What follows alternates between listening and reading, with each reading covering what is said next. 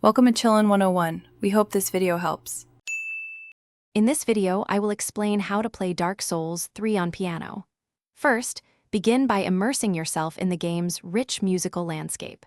Listen closely to the orchestral scores to grasp their emotional core.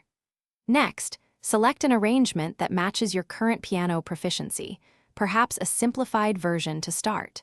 Concentrate on identifying the primary melodies and underlying harmonies. This foundational understanding is crucial for a successful and enjoyable learning experience. When choosing your piece, consider popular and recognizable themes such as the main menu theme or the poignant Gwyn, Lord of Cinder. Many online resources offer simplified sheet music or video tutorials, making these pieces accessible. Dedicate at least 15 minutes daily to slow, deliberate practice. Focus on achieving accurate rhythm and exploring the dynamic range, from soft whispers to powerful crescendos, to truly capture the game's atmosphere. To truly embody the Dark Souls sound, master dynamic contrasts.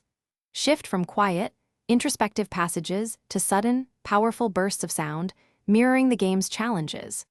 Effective pedal work is essential for creating sustained, atmospheric textures, adding depth and resonance.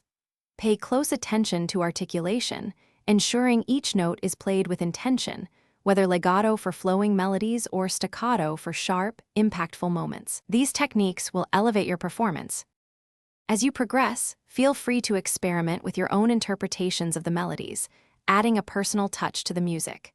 Challenge yourself by learning multiple arrangements of a single piece, perhaps one simplified and one more complex, to deepen your understanding.